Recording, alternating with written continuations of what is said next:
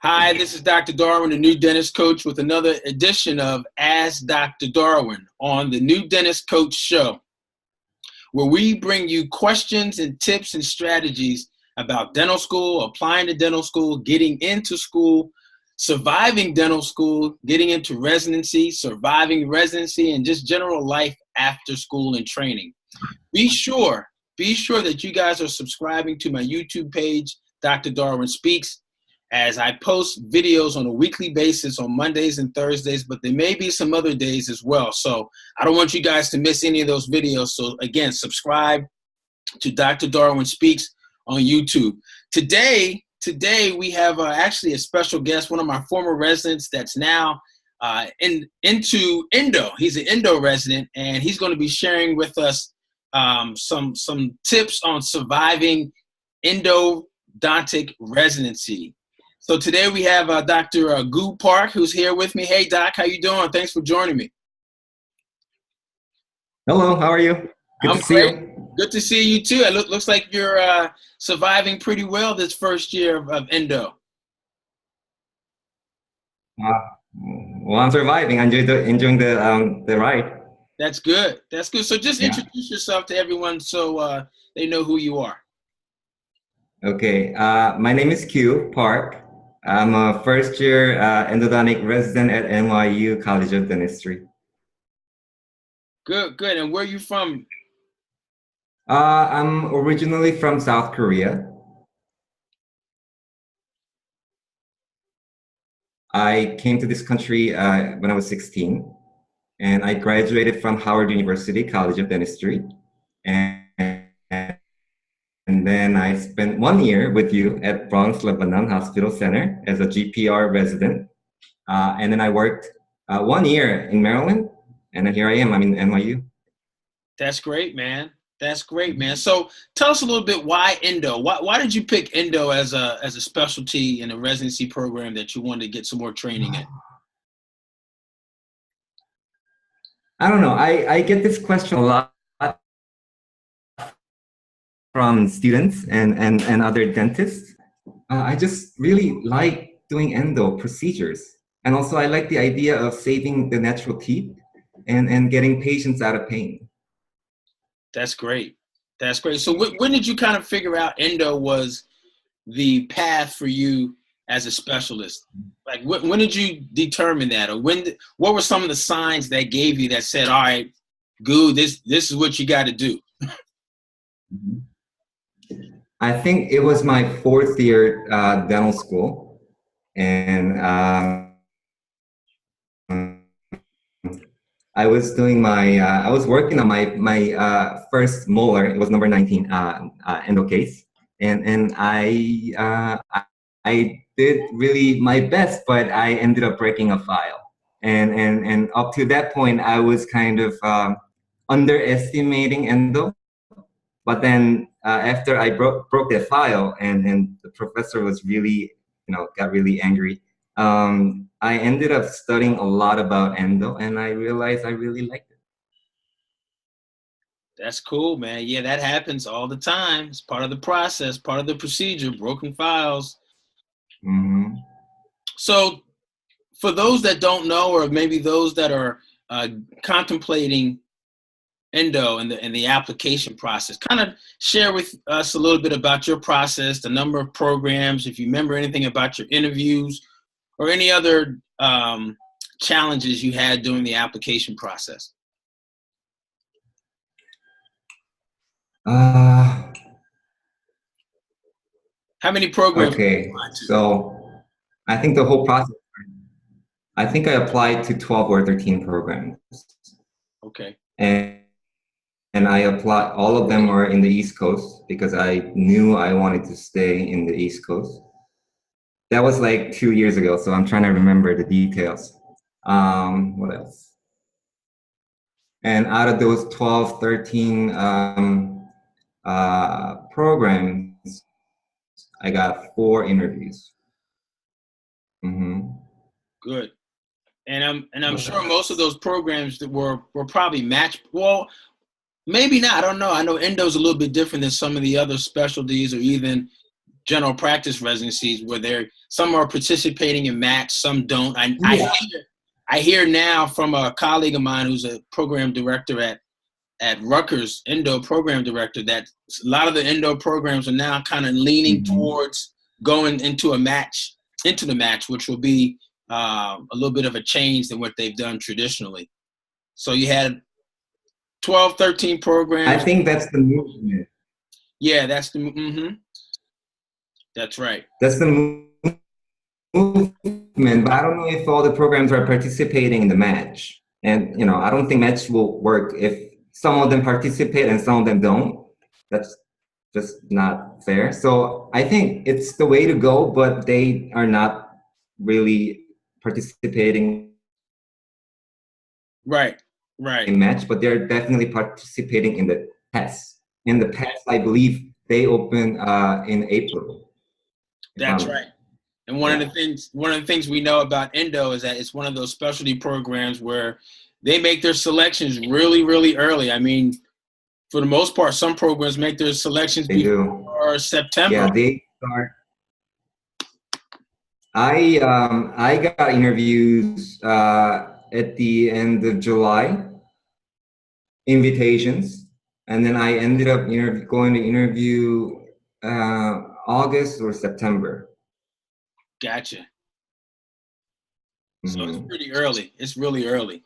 Can you remember any other challenges you had during your application process to endo? Well, definitely getting all the documents, getting them submitted on time is one of the challenges. Asking for recommendation letters, you know, writing the personal statements. Some of the programs required their own another extra essay. That's also a challenge. And then after you get the interviews, well, at that time I was working in a private practice, and I was working there by myself. So if I wanted to go to one of those interviews, we had to close the clinic. So that was one of the challenges. Yeah. Okay. So the next question I have for you deals with your residency year that you just completed, or almost getting ready to finish up your first year. What's been the hardest part? The hardest part of this first year for you as an endo resident?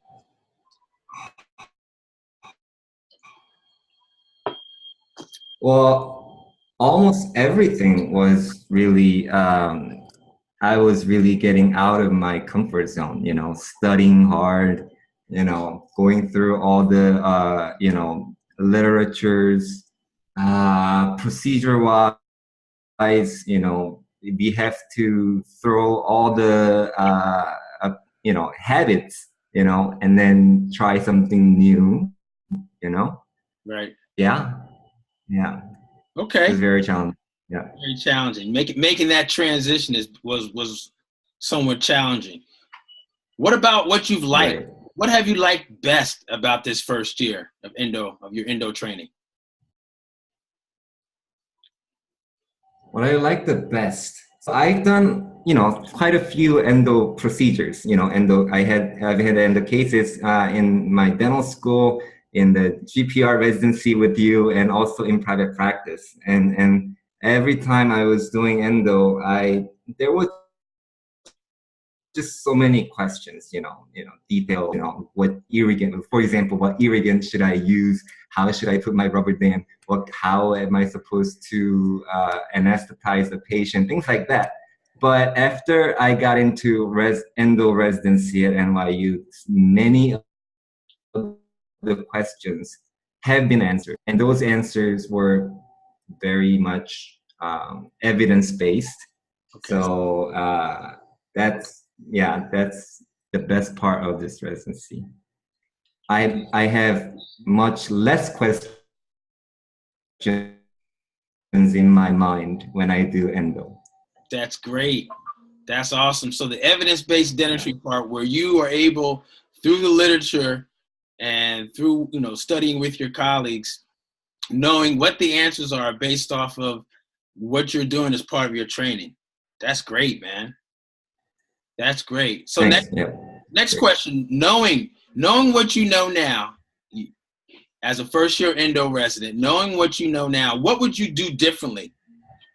What would you do differently entering into this first year of endo? Is there anything that you would change or do differently?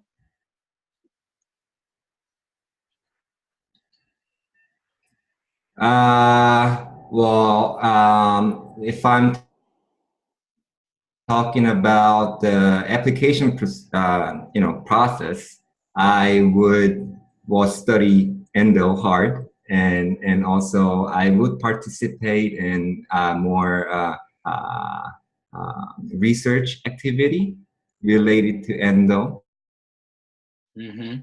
to increase the chance of getting in. And also I would participate more in the outreach programs. NYU especially loves outreach programs, so it really counts. And if you were talking about the first year residency program, what would I do better? Or just differently? Study harder, read more. What would I do differently? Uh, that honestly, I'm not sure. It's. I haven't even finished my first year, so just work hard and study harder. Yeah. You know, always I could have done better. I feel like So yeah, that's it. Okay, that's good. So next question is about advice. What advice would you give those that are either applying to endo now or getting ready to start their endo residency? What advice would you give them from a first year endo resident perspective?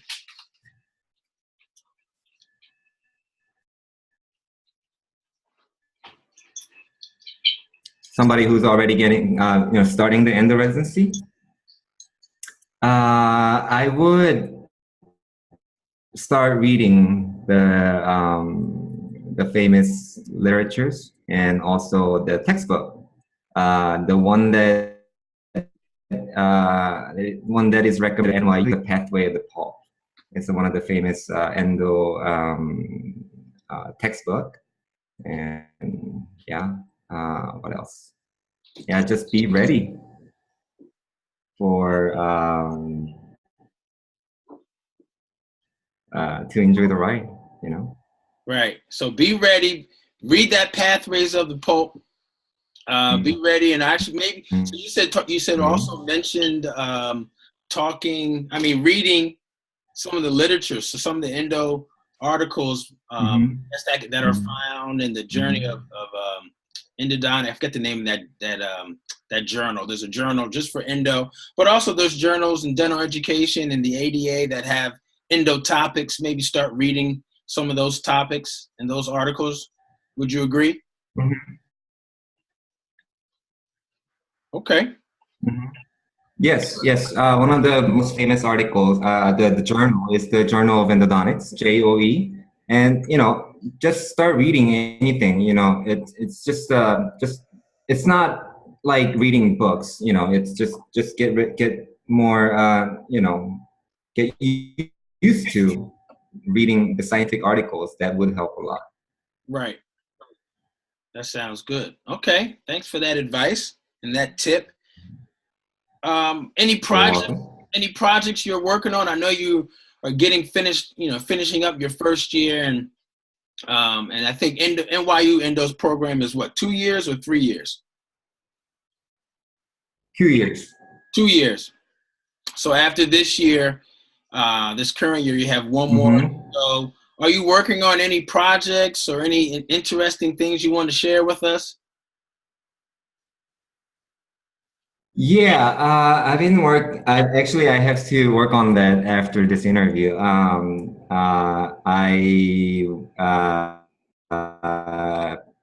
They let us participate in one of the research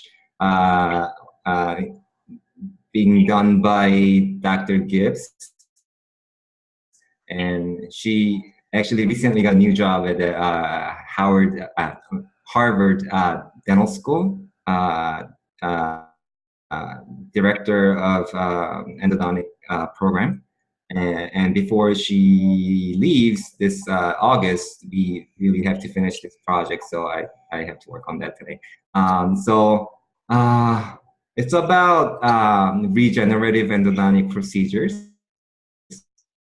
And to make it simple, when there's when there's a kid come to your office and with immature necrotic teeth because of caries or trauma, Dr. Hayes, what would you do for those cases, whether immature root, necrotic tooth? Yeah, well, I know regenerative. Would you do endodontic really popular right now. I know it's really popular. Lots of times, one from friends of mine that are endodontists, one of the things that they're doing is they're doing some calcium hydroxide and with some different types of paste and formulations that are. I do know about that. That's pretty much my knowledge of what's new in the regenerative areas of endo.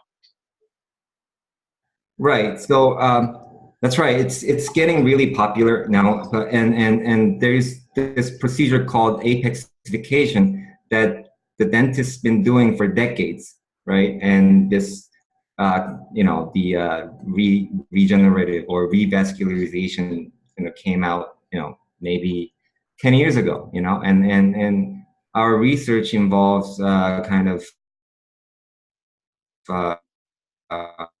comparing these two options, success rate of each, procedures, and also what are the, the clinical factors that affect the outcome. Like what kind of, if I use this irrigant, success rate goes up or down. If I use this method, success rate goes up and down, things like that. Right. So basically we're comparing these two procedures, apexification or regeneration. Nice.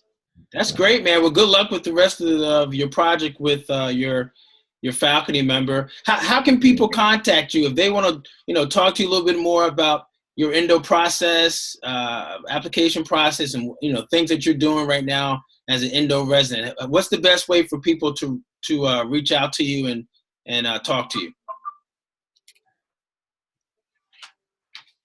Email would be the best. My email address is GYU, my first name, PARK 0001 at gmail.com. Got it. Hey, Dr. Park, thank you so much. Feel free to email me. Yeah, definitely. You're welcome. Hey, thanks so much for your time. I know you're busy, especially working on that research project with the apexification, apexification project that you're working on. I can't even talk about it. I'm tongue-tied with it. And but again, really. Actually, I did a presentation several months ago at AAE in April, and I did the same mistake. It was regenerative. It's just a hard word to pronounce. That's right, isn't it? But just to let you know, man, very proud of you. You were a great resident as a GPR resident, and you're moving on and have moved on to great things as an endo resident. Very proud of you, man, and continued luck and success. Okay. Thank you very much. Thank you. And thanks all of you for listening today on this episode. If you have questions or you have topics that you want to hear also, shoot me an email right up here if you can see it, newdentistcoach@gmail.com, newdentistcoach@gmail.com. Also, if you're looking for some one-on-one coaching or someone to help you through your application process, whether it be for GPR, for residency, or even getting into dental school, also you can shoot me email. We can do some one-on-one coaching through my Smiles to Success program, coaching program. And you shoot me an email, and in the subject line, you can put in coach me. All right. Again, at newdentistcoach@gmail.com. Dr. Park, thanks so much. We appreciate you. We're proud of you. Keep doing good things, man. Thank you. And we'll talk to you after your second year. See how that went also. Sounds good. Invite me again. Good. Thanks again, man. Talk to you soon. Bye.